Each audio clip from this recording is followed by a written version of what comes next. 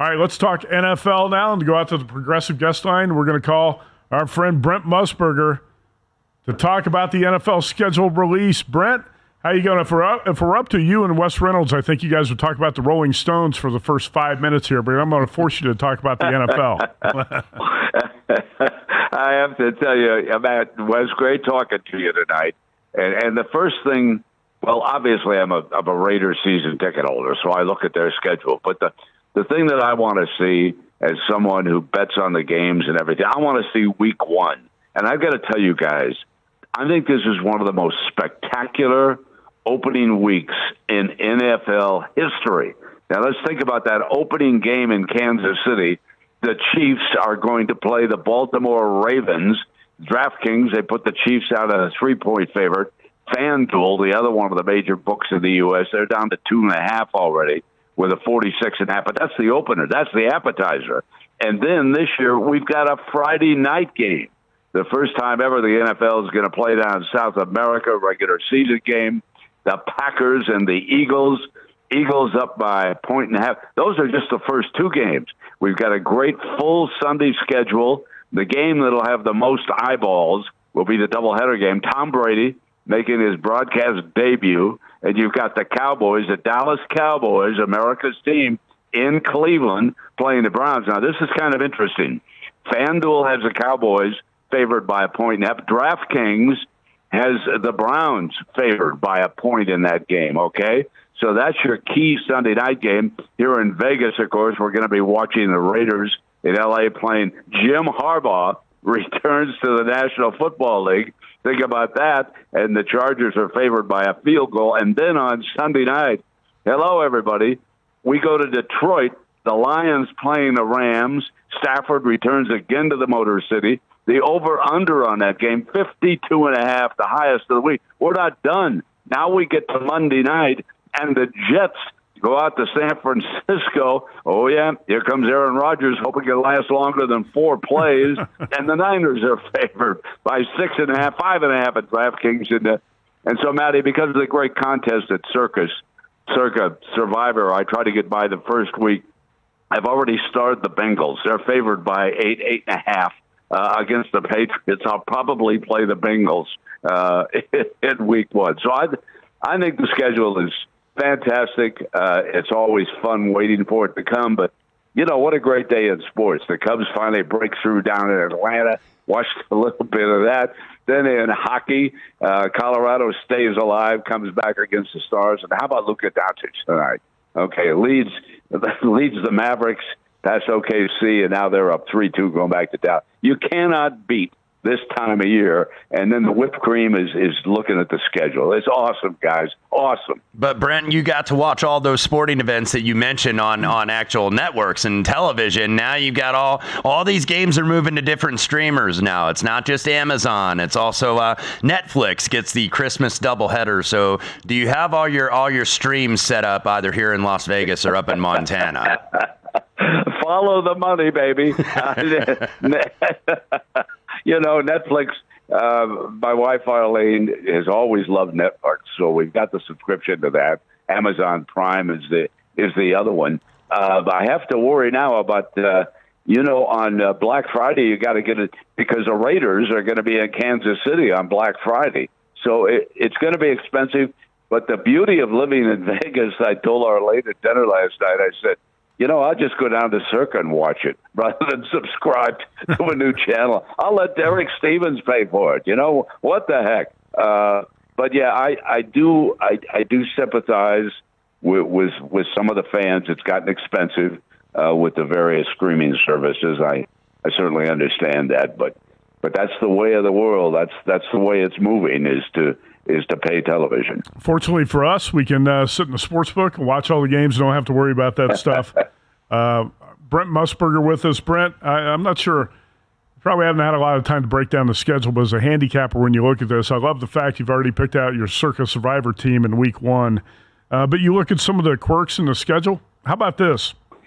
The 49ers face 3 teams, the Chiefs, the Cowboys, and the Bills, that all have a bye the week before they play the 49ers. So you got a rest disadvantage for San Francisco in 3 games there.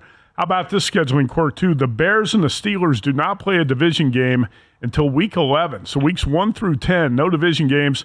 I mean, 6 of the final 8, all division games for Chicago and Pittsburgh.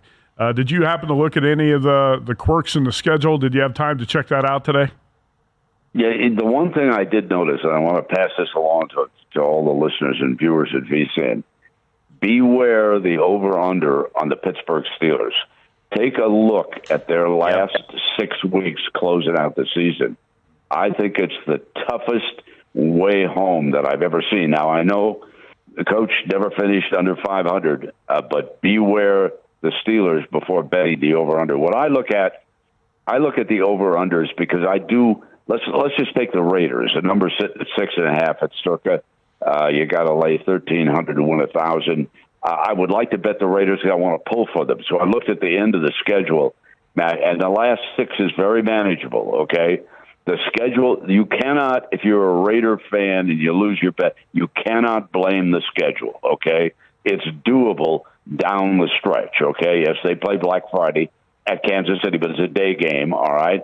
Then they make the road trip to Florida, but that's where you want to go. You don't want to be going to Baltimore in December. You want to be going to Tampa Bay. That's where they go. Then they come home and play the Falcons on a Monday night. That's their only prime time game scheduled this year. The league obviously doesn't have a lot of confidence regarding the Raiders, and I love that. The Jaguars are then coming in. They go down to New Orleans again, but they'll be playing in a dome. Okay, that's their last road trip. And then they come home and close it out with the Chargers.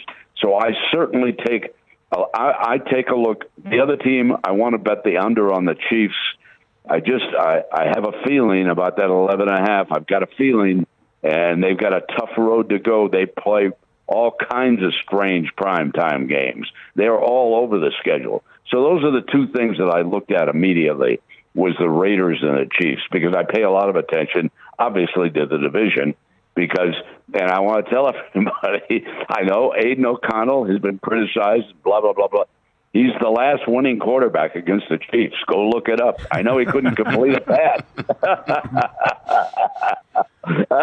So those are the things. And I spent days, but I really hone in on week 1. And this is some schedule. Raiders, by the way, have an 8-game win streak against the Broncos. Wes, in terms of the Chiefs, they play on every day of the week except Tuesday. Yes, and including on Christmas Day as part of that Christmas doubleheader that is coming to Netflix. So Brent mentioned it, too. The Chiefs, if you look early on in the season, really tough schedule. You open with Baltimore, and then you have Cincinnati, at Atlanta, at the Chargers, New Orleans. So those 2 games, Baltimore and Cincinnati. Speaking of Baltimore, Brent, at Kansas City, and then the Raiders coming in. Then they go to Dallas, then one of your old stomping grounds, then Buffalo, and at Cincinnati. That's got to be the toughest first 5 games of any team on the schedule. Yeah, I agree. And, they also play, and you could argue that that's going to be the toughest division to make your way through, too. So you've got all those division games ahead of you. No, you're absolutely right. It's a very, very tricky start. We'll see. I believe this is the first time in history, guys, that multiple MVP year winners, in other words, Lamar Jackson and of course, the Kansas City Chiefs, the number 1, he's now the GOAT, now that Brady is up and I think it's the first time that they have ever squared off in an opening game on week 1 of the NFL season. And that's going to be just a great matchup. All right, Brent, the Chargers win total at Circa Sports 9.5, shaded under -160. Chargers have the second highest win total in the AFC West. I know the Packers are going to be popular with the betting public this summer. I think the Jets are probably going to be popular again.